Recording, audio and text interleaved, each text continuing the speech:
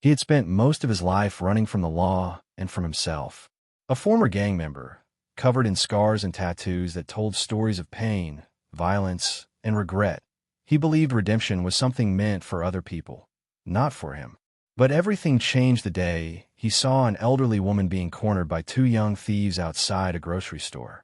In that single moment, instinct overcame fear, and the man who had once brought fear to others found himself standing in its path, ready to fight for something right for the first time in years. No one knew his name. To most, he was just another shadow in a forgotten neighborhood, someone to avoid. Yet as he stepped between the frightened woman and her attackers, something inside him awakened. A part of his soul he thought had died long ago. His voice was steady, his eyes unwavering. "Leave her alone," he said. The thieves laughed at first, but they weren't laughing for long. They could see in his gaze a lifetime of battles, of rage restrained, of pain transformed into something unbreakable. The confrontation ended quickly. The woman was safe. The thieves fled. But for the man, the real fight had just begun, the one against his past. He helped her gather her groceries, his hands still trembling, not from fear, but from the overwhelming weight of what he had just done. She looked at him with gratitude and whispered, "You're not who they say you are you?" That question hit harder than any punch he had ever taken. Days later, word spread about the mysterious man who saved an old lady from being robbed. But what no one expected was who would come looking for him. The Hells Angels. They had heard about his courage, his selflessness, his quiet defiance against injustice. When their motorcycles roared down his street, the whole neighborhood froze. But they hadn't come to confront him. They had come to honor him. And so, a man once cast aside by society found himself standing before legends of loyalty and brotherhood. The Hells Angels didn't see his past. They saw his heart. In a world quick to judge and slow to forgive, they recognized what few ever did, that sometimes the most broken souls carry the greatest capacity for redemption. That day, he didn't just save a life. He found a reason to live again. The night after the incident, he couldn't sleep. The image of the old lady's trembling hands, the fear in her eyes, replayed in his mind again and again. But what haunted him most wasn't the violence he'd stopped. It was the unfamiliar feeling that came after. For the first time in years, his heart felt something close to peace. He had done something good, something selfless, and the weight of it stirred something deep inside him that he didn't recognize anymore. Redemption. He sat alone in his dimly lit apartment, the flickering bulb casting shadows across his tattoos. Each mark on his skin told a story, some of loyalty, others of betrayal, but none of them spoke of forgiveness. He had lived by a code of survival, one that left no room for compassion. Yet when that old woman clutched his arm and whispered, "God bless you," something broke inside him. The words were soft, but they carried the weight of absolution he didn't think he deserved. The next day, the story spread across the neighborhood. People talked about the ex-con who protected a grandma, some with disbelief, others with admiration. He didn't seek attention, but the whispers followed him wherever he went. For a man who had spent years trying to disappear, it was strange to be seen again, this time, not as a threat, but as a protector. But not everyone looked at him kindly. Old enemies resurfaced, mocking him for what they called weakness. "You're soft now," one sneered. "You've forgotten who you are." He didn't respond. Maybe they were right. Maybe he had forgotten. Or maybe, for the first time, he was finally remembering who he was meant to be. Later that evening, as he walked home, he heard the distant thunder of motorcycles. The sound grew louder, steady, powerful, commanding. When he turned the corner, he saw them, dozens of riders, engines growling in harmony, headlights cutting through the dark. The Hells Angels had arrived. They parked in a perfect line, the air thick with tension. The man stood still, unsure if he should run or face them. But before he could decide, one of the bikers stepped forward, a tall figure with gray hair, leather vest worn from years on the road, eyes sharp but kind. "You're the one who helped that lady," he said, his voice calm but commanding. It wasn't a question. It was a statement. The man hesitated. "Yeah," he replied cautiously. "I didn't do it for recognition." The biker nodded slowly, almost smiling. "That's exactly why we came." The words caught him off guard. He had expected confrontation, not respect. The crowd of riders remained silent, their presence heavy but not hostile. It was as if they were waiting for something, perhaps to see if his heart matched the story they'd heard. The leader, whose name was Mason, gestured for him to follow. They walked toward one of the bikes, a massive machine gleaming under the streetlight. "We've been where you've been," Mason said. "Men who've made mistakes, who've seen too much darkness. But every man deserves a moment to rewrite his story. You found yours." The ex-gang member stared at him, unsure how to respond. No one had ever spoken to him like that. Not without judgment. Not without fear. As they talked, the old lady's son appeared. He had found out who had saved his mother and wanted to thank the man in person. When he arrived and saw the Hell's Angels gathered, he froze. But Mason turned and said, "Your mother's safe because this man remembered what it means to be human." The son stepped forward, his voice shaking as he said, "I don't know how to repay you." The man shook his head.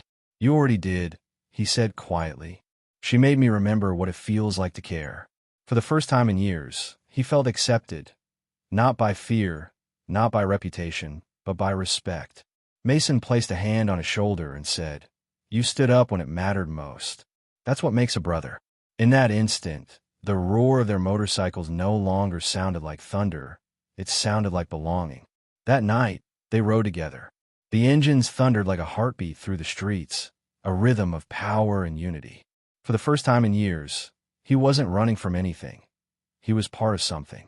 The wind hit his face as they sped through the open roads, and with every mile, a little more of his past seemed to fall away. The guilt, the shame, the loneliness, they dissolved into the roar of the machines and the freedom of the ride. They stopped by an old diner on the outskirts of town. The group parked in perfect formation, their jackets catching the dim light of the neon sign that read, "Open all night." Mason nodded for him to sit beside him. "You know," Mason began, stirring his coffee slowly, "we weren't always like this. We've seen good men lose their way, but we've also seen bad men find their redemption. Sometimes it takes one act of courage to turn a lifetime around." The ex-gang member listened quietly, his hands wrapped around a cup of coffee he hadn't touched. "I don't know if I can ever make up for what I've done," he said. Mason smiled faintly, his gaze unwavering. "You can't erase the past," he replied, "but you can make sure it never repeats. That's what matters. That's how you honor what you've learned." As the others laughed and talked around him, the man realized something he hadn't felt in years, a sense of peace. These men were not saints, but they lived by a code. Loyalty, respect, brotherhood. It wasn't about violence anymore. It was about honor. They had turned their past into purpose, and now, perhaps, he could too. When the group finally stood to leave, Mason tossed him a leather vest. "We don't hand these out lightly," he said. "You've earned this, not because of what you did for her, but because of who you chose to become after." The man stared at the patch on the back, the wings, the flames, the insignia of the Hell's Angels, and for the first time, he felt like he belonged to something that wasn't built on fear. It was built on redemption. Over the following weeks, everything began to change. He spent his mornings at the community garage owned by the club, fixing bikes and helping locals with repairs. His afternoons were quiet, often spent visiting the elderly woman he had saved. She had become more than just a reminder of that day. She had become his friend, his anchor. Every time he saw her smile, he remembered why he had stepped in that night. It wasn't about heroism. It was about humanity. She would often tell him stories from her youth, about her late husband, about the wars they'd lived through, about the strength it took to keep going when everything around her was falling apart. "You've got the same heart," she told him once. "You just needed to remember it was still beating." Her words hit him harder than he expected. He realized that redemption wasn't about being forgiven by others. It was about forgiving himself. One afternoon, as he worked on a bike outside the garage, two young boys stopped to watch. They whispered to each other before one of them asked shyly, "Are you one of the angels?" He smiled. "Something like that." The other boy frowned. "But I thought they were dangerous." The man paused, wiping his hands on a rag, then knelt to look them in the eyes.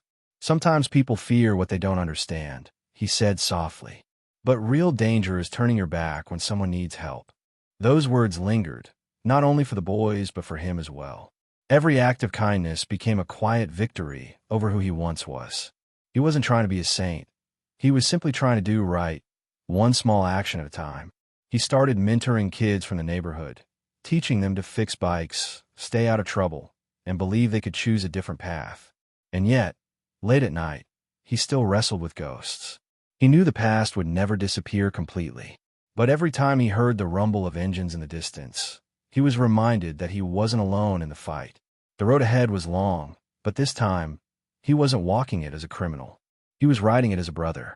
The bond between him and the Hells Angels deepened with time. What began as respect slowly turned into brotherhood. They didn't ask about his past, but they understood it. Every man in that club had his own story, his own sins to carry, and that was what made their loyalty unshakable. They had all fallen once, but what made them brothers was the decision to rise again. And now, he was part of that same code of rebirth. One night, as they gathered around a bonfire behind the clubhouse, Mason told him something that stayed with him forever. "You see, brother," he said, staring into the flames, "redemption doesn't erase the scars. It teaches you to wear them differently." The firelight flickered across their faces, and the man realized that every scar, every mistake, had led him exactly to this moment, to the place where pain turned into purpose. A few days later, the old woman called him, her voice trembling but filled with warmth. "I've told everyone about you," she said. "They think I made it up, that a man like you would stop to help an old lady. But I know the truth. You didn't save me, dear. You saved yourself." Her words struck deep, echoing in his heart long after the call ended. She was right. Saving her hadn't been an act of heroism. It had been the beginning of his healing. As weeks turned into months, the man began to notice how much his world had changed. People who once crossed the street to avoid him now greeted him with smiles. The children in the neighborhood waved when he rode past. The fear in their eyes was gone, replaced by something else: admiration, respect. It was a feeling he hadn't known he could earn again. But with redemption came responsibility. Mason reminded him that once a man finds his way out of the dark, he owes it to others to light the path. And so, he began to look for others like himself, those lost in the same pain, wandering without direction. If he could pull even one person away from the edge, then every mistake he ever made would finally mean something. His chance came sooner than expected. One evening, a young man showed up at the garage, nervous, restless, his knuckles bruised. He recognized that look instantly. It was the same reflection he once saw in the mirror. The boy had been part of a small street gang, trapped in the same cycle of violence he had escaped from years ago. "They're coming after me," the boy whispered. "I don't know where else to go." The man didn't ask questions. He simply handed the boy a towel and pointed toward the sink. "Clean up first," he said. "Then we'll talk." Later that night, they sat in silence, the only sound the faint ticking of tools cooling on the workbench. Finally, he spoke. "You think you've gone too far, right?" The boy nodded. "So did I." He paused, his voice steady but soft. "But if you're still breathing, it means you still have time to change." The boy didn't respond right away, but tears welled in his eyes. He wasn't used to kindness. It disarmed him more than any threat could. Over the next few weeks, the man gave him small jobs around the garage, taught him how to fix engines, how to build something instead of breaking it. Slowly, the boy began to smile again, began to hope again. The man saw himself in that kid, a second chance staring right back at him.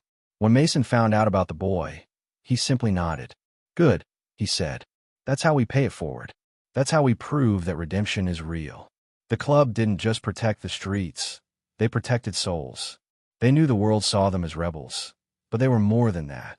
They were a family of the fallen, committed to making sure no one else fell the same way. And one day, as the man watched the boy ride his first motorcycle down the empty road, a quiet pride filled his chest. He had once thought his life was beyond saving, that his story would end in violence or regret. But now, watching that young soul take flight, he understood the truth. Sometimes, saving someone else is how you finally save yourself. Weeks passed after that night, and peace returned to the man's world. The snow began to melt, giving way to the first hints of spring, and with it came a feeling of renewal that reached deeper than the season itself. He spent more time at the garage, surrounded by laughter, the smell of oil, and the steady rhythm of life moving forward. The shadows of his past no longer lingered at every corner. They had become echoes, reminders of how far he'd come. One afternoon, while the boy worked on an old bike, he turned to the man and said, "You know, I used to think I'd never live past 18. The man froze, his heart tightening at the words. "What changed?" he asked quietly. The boy smiled faintly, his hands stained with grease. "You did," he said. "You showed me what living actually means." For a moment, the man couldn't speak. Those simple words broke through the last walls around his heart. He had set out to help the boy find hope, but in truth, it was the boy who had helped him rediscover his own. That evening, the Hells Angels gathered once again at the garage. It wasn't an official meeting, just brothers spending time together, sharing food, stories, and quiet understanding. The man looked around at them, men who had been judged, feared, and misunderstood, but who, in reality, were the ones keeping a forgotten kind of honor alive. They had taken him in when no one else would, not because of his past, but because of the strength he showed in facing it. Mason raised a toast. "To second chances," he said, his deep voice cutting through the night. "To every man who thought he was done, and found out he still had fight left in him." They all nodded, the firelight flickering in their eyes. The man lifted his glass too, his gaze drifting to the boy beside him. "And to the ones who remind us what we're fighting for," he added softly. In that moment, under the hum of motorcycles and the glow of fire, the man realized he had finally found what he had been chasing all his life. Not power, not fear, but belonging. The kind that doesn't come from blood or birth, but from the choice to protect, to uplift, to love fiercely despite the scars that never fade. He was no longer just a man with a past. He was a man with a purpose. Years later, the garage became something of a legend in the town. People called it the Sanctuary on Wheels, a place where broken things and broken people found repair. The man had grown older, his beard streaked with gray, but his spirit burned just as bright. The boy, now a grown man, had taken over much of the work, carrying the same patience and strength that had once saved him.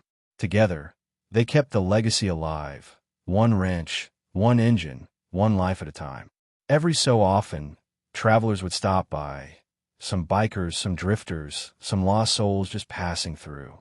They'd share a meal, fix their bikes, and leave with more than a working engine. They'd leave with a story, a reminder that redemption is never too far gone for anyone. And on quiet nights, when the road outside was still, the faint roar of engines in the distance felt like a familiar song, a promise that the Brotherhood still watched over them. One evening, the man found himself alone in the garage, the golden pin for Mason resting beside the silver one he had worn for years. 2 tokens, 2 lives, one for the man he was, one for the man he became. He ran his finger over them gently and smiled. He didn't need to ride anymore to feel the road beneath him. It was already inside his heart. He stepped outside, the sunset painting the sky in shades of fire and gold. The sound of a single motorcycle echoed in the distance, growing louder until it filled the air. For a moment, he closed his eyes, letting the sound wash over him. It was a reminder, not of the past, but of everything he had built from it. Redemption wasn't a destination. It was the road itself. And as the last light of the day faded, he whispered the words that had carried him through every trial, every storm, every moment of doubt. Once a brother, always a brother. Then he smiled, knowing that somewhere out there, on an open highway, his story still rode on, carried by every man who ever found hope in the noise of a roaring engine and the silence of forgiveness. In the end, this story isn't about a man who changed his life overnight. It's about how redemption takes shape in the small, quiet choices we make every day. A former gang member became a protector, not through perfection, but through courage. By saving one frightened woman, he unknowingly saved himself. His act of compassion lit a spark that grew into a fire of purpose, proving that even the most broken roads can still lead to grace. Through the Brotherhood of the Hells Angels, he discovered something far greater than belonging. He found meaning. They didn't judge him by the ink on his skin or the mistakes that haunted his past. They saw the man who stood when it mattered most. And in their loyalty, he found the family he never had, one that taught him that strength isn't about fear or dominance. It's about standing for what's right, no matter who's watching. The garage he built became more than a place of engines and steel. It became a refuge, a reminder that every person deserves a second chance. The boy he once mentored became his living legacy, carrying forward the same compassion that had pulled him from the edge. Their bond, like the hum of a motorcycle on an open highway, echoed the simple truth that no soul is beyond redemption. All it takes is one act of courage, one decision to do good when no one expects it. So when life feels heavy, when your past seems impossible to outrun, remember this. Redemption isn't about erasing your scars. It's about wearing them as proof that you survived. Every mistake you've made can become the foundation for someone else's hope. Sometimes, the most powerful transformation doesn't happen in churches or courts. It happens in garages, in kindness, in the quiet moments when you choose light over darkness. If this story touched your heart, let it keep moving. Leave your thoughts in the comments. Share what redemption means to you. Subscribe for more stories that remind us that even in a world of chaos, there are still second chances waiting to be found. And if you believe, like he did, that no one is too far gone to change, then leave a like, because somewhere, someone needs to hear that it's never too late to begin again.